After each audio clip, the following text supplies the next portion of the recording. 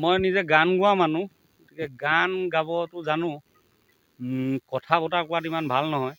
গতিকে নেতাবোৰৰ নিচিনাকৈ ভাষণ দিব নাজানিম। গতিকে আপোনালোকে যিকেইটা কথা ক'ম মন দি শুনিব বুলি আশা কৰিছোঁ। আৰু প্ৰথমতে সাংবাদিক সতীৰ্থসকলক ধন্যবাদ জ্ঞাপন কৰিছোঁ, ইমান প্ৰত্যন্ত গাঁও এখনত আহি আপোনালোক উপস্থিত হ'লি। প্ৰথম কথাটো হ'ল যে মই এই গুণগুণ নামৰ ছোৱালীজনীক ধন্যবাদ জনাইছোঁ, কাৰণ ইয়াত ইমান ডাঙৰ এটা ঘটনা ঘটি আছিলে। গুণগুণে লাইভ কৰি নেদেখুওৱা হ'লে আমি কোনেও গম নাপালোঁহেঁতেন। গতিকে গুণগুণক ধন্যবাদ জনোৱাৰ লগতে অসমৰ প্ৰতিজন সজাগ সচেতন জনসাধাৰণক মই অনুৰোধ জনাইছোঁ, গুণগুণে যেনেদৰে নিজৰ ওপৰত হোৱা যি অন্যায় ৰাইজৰ আগত তুলি ধৰিলে, তেনেদৰে আপোনালোকেও সদায় নিজৰ মাজত হোৱা অন্যায় তুলি ধৰিবলৈ সাহস ৰাখিব। এইটো প্ৰথম কথা। দ্বিতীয় কথা, যিখিনি অঞ্চল পৰিভ্ৰমণ কৰিলোঁ তাত দেখিলোঁ যে কচুবাৰীৰ ওপৰত JCB চলাইছে, কঠীয়াৰ ওপৰততো গুণগুণে দেখুৱাইছিলে, নেমু বাৰী তহিলং কৰিছে, ভেন্দি বাৰী তহিলং কৰিছে।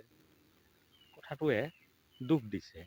দুখ দিয়াৰ এতিয়া আমি প্ৰাইমা ফেচি হিচাপে এতিয়া আমি ৰবীন আৰ্মি আহিছোঁ, দেখিছোঁ যে প্ৰথম দোষী ব্যক্তিজন হ'ল মণ্ডলজন, কাৰণ তেখেতৰ চৰজমিন তদন্তৰ ভিত্তিতেই এনেকুৱা ধৰণৰ এভেকশ্যন কাৰ্য চলোৱা হয়।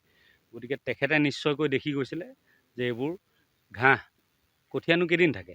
গতিকে তেখেতে নিশ্চয়কৈ ক'ব পাৰিলেন যে তাত এনেকুৱা ধৰণৰ একো হোৱা নাই আৰু এভেকশ্যন নচলালেও হ'ব। প্ৰথম দোষী তেওঁ।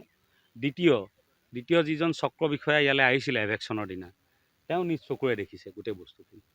গতিকে দেখাৰ পিছত তেখেতেও এটা সিদ্ধান্ত ল'ব পাৰিলেহেঁতেন যে ইয়াত এভেকশ্যন চলাবলগীয়া নাই, মণ্ডলৰ ৰিপৰ্টটো ভুল।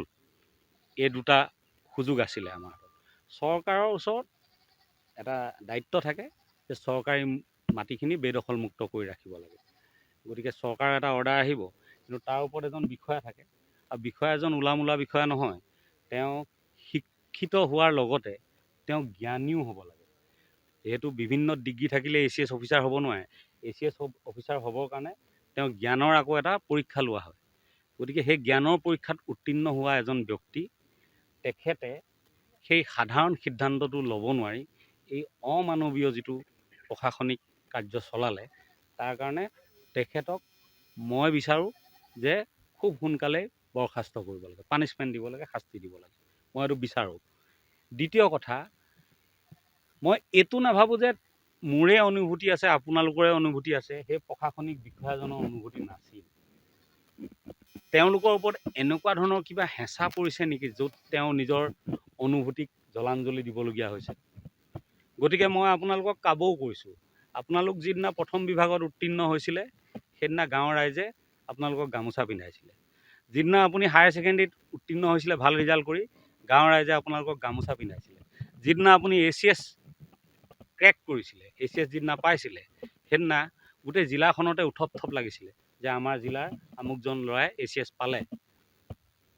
গতিকে ৰাইজৰ সেই মৰমখিনিক মনত ৰাখোঁ।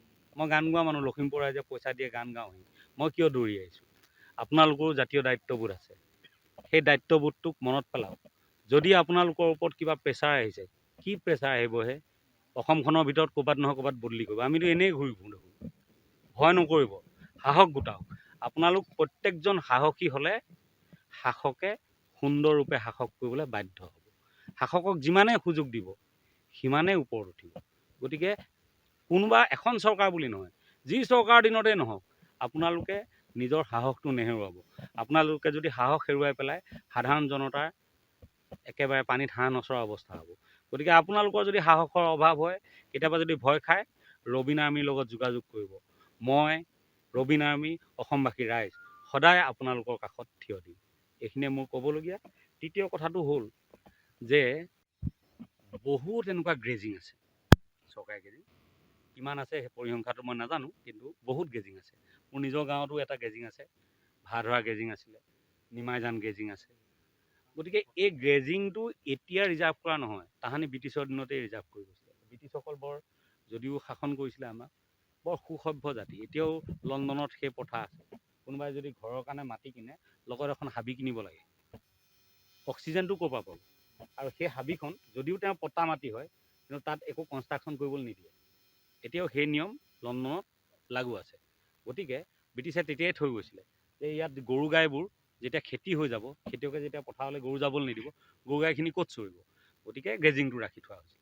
গতিকে এক কথাত ক'বলৈ গ'লে এই গ্ৰেজিংটো যদিও চৰকাৰী, কিন্তু এই মাটিৰ মালিকসকলৰহে এটা সম্পত্তি, ৰাজহুৱা সম্পত্তি, উমৈহতীয়া সম্পত্তি। কাৰো নিৰ্দিষ্ট নহয় যে এইটো হৰেণৰ, এইডোখৰ নগেনৰ, এনেকুৱা নহয়, কিন্তু এটা উমৈহতীয়া গোটেই মাটি মালিকসকলৰ এটা উমৈহতীয়া সম্পত্তি। যেনেকৈ আপোনাৰ ঘৰৰ মুখত এটা ৰাস্তা থাকে, ৰাস্তাটো চৰকাৰী মাটি, ৰাস্তাটোৰ কিমান ফুট পিছৰ পৰাহে আপোনাৰ ম্যাদী মাটি। সেইখিনি চৰকাৰী মাটি হ'ল বুলি চৰকাৰে তাত অফিচ এটা বহাব পাৰিব নেকি? নোৱাৰে। গতিকে চৰকাৰী মাটি হ'ল বুলি গ্ৰেজিং বা এনেকুৱা বনাঞ্চল বা আমুকত চৰকাৰে কনষ্ট্ৰাকশ্যনৰ কাম কৰিব নোৱাৰে বা অন্য কাম কৰিব নোৱাৰে। গতিকে এই গ্ৰেজিংবোৰ আমাৰ থলুৱা যিসকল মাটি পট্টাদাৰ তেওঁলোকৰ সুবিধাৰ্থে ব্যৱহাৰ হ'ব লাগিব। গ্ৰেজিঙৰ মাটিত ঘাঁহৰ বাহিৰে বেলেগ হ'ব নোৱাৰে বুলি আইনত আছে। গতিকে কেতিয়াবা যে আমি যেনে মেট্ৰিকত যেনেকৈ গেছ মাৰ্ক দি পাছ কৰায়, ঠিক আছে, আইনৰ একেবাৰে আওতাত নপৰিলোঁ, এই কঠীয়াখিনিতো ঘাঁহেই হয়, সেইখিনি কৰাত কি অসুবিধা আছে? ছমাহৰ পিছত তুলি লৈ আহিব। নেমু বাগান এখন কৰিছিলে, নেমু অসমৰ জাতীয় ফল বুলি ঘোষণা কৰা হৈছে। অসমীয়া মানুহে খেতি নকৰে, তাৰ ঠাইত যে এজন মানুহে ইমান ধুনীয়া এখন নেমু বাগান কৰিছে, তেওঁক মাফ কৰি দিব নোৱাৰিম জানো আমি? কাৰ মূৰত উঠি আছে কিন্তু নেমু গছ কেইজোপা? গতিকে এনেকুৱা হিটলাৰী ব্যৱস্থা কৰিব নালাগে। গতিকে চৰকাৰৰ ঘৰলৈ এইটোৱে অনুৰোধ যে কি অৰ্ডাৰ দিছিলে আপোনালোকে, কেনেকৈ ইমপ্লিমেণ্টেশ্যন হৈছে অকণমান চাব, খিলঞ্জীয়া মানুহক অসুবিধাত নেপেলাব। আৰু অসমত যিমানবোৰ এনেকুৱা গ্ৰেজিং আছে, আপোনালোককতো নিৰ্বাচন কৰাই হয় আইন বনাবৰ কাৰণে, কাৰণ এতিয়া গৰু গাই নাই। চাব, গ্ৰেজিংবোৰ আছে, গ্ৰেজিঙৰ মাটিবোৰ পৰি আছে, কিন্তু মানুহৰ ঘৰত গৰু গাই নাই। আপোনালোকে আইন আনিলে, গৰু গাই বিক্ৰী কৰিব নোৱাৰা হ'ল। গৰু গাই যদি বিক্ৰী কৰিব নোৱাৰে, মানুহে গৰু গাই পুহি কিটো কৰিব? খেতিত ট্ৰেক্টৰ আহি গ'ল, গতিকে গৰু গাই নাই, গ্ৰেজিংটো কি হ'ব? গ্ৰেজিংটোত এনেকুৱা সৰু সৰু খেতি কৰিবলৈ মানুহক উৎসাহ যোগাওক। দৰকাৰ হ'লে কমিটি গঠন কৰি কাৰোবাক অকণ অকণ ভগাই দি তেনেকুৱা এখন আইন আনক স্থানীয় ভিত্তিত। আইন যদিও নাই, আইন বনাবলৈ আপোনালোকক নিৰ্বাচিত কৰা হৈছে, আৰু ৰাইজৰ সুবিধাৰ্থে সময় সাপেক্ষ আইন বনোৱাটোৱে আপোনালোকৰ কাম। গতিকে ৰাইজক অসুবিধাত পেলাব পৰা আইন এখনক দোহাই দি আপোনালোকে ৰাইজৰ ওপৰত অত্যাচাৰ চলাব, সেইটো কোনো কাৰণতে মানি লোৱা নহ'ব। আৰু শেষত মই লখিমপুৰলৈ আহিছোঁ। লখিমপুৰৰ বিধায়ক মানৱ ডেকা মোৰ একেবাৰে লগৰ ল'ৰা, এতিয়া আগতেতো কংগ্ৰেছত আছিলে, এতিয়া বিজেপিত, বাৰু যা হওক মানৱ, মই বন্ধু হিচাপে কৈ গ'লোঁ, এই গাঁওখনলৈ আহিলোঁ, ৰাস্তা পদূলি একেবাৰে বেয়া দেই, অকণমান মন কাণ দিবা। যিকোনো খবৰৰ বাবে যোগাযোগ কৰক 7099017330 লগতে 7099017110 নম্বৰত।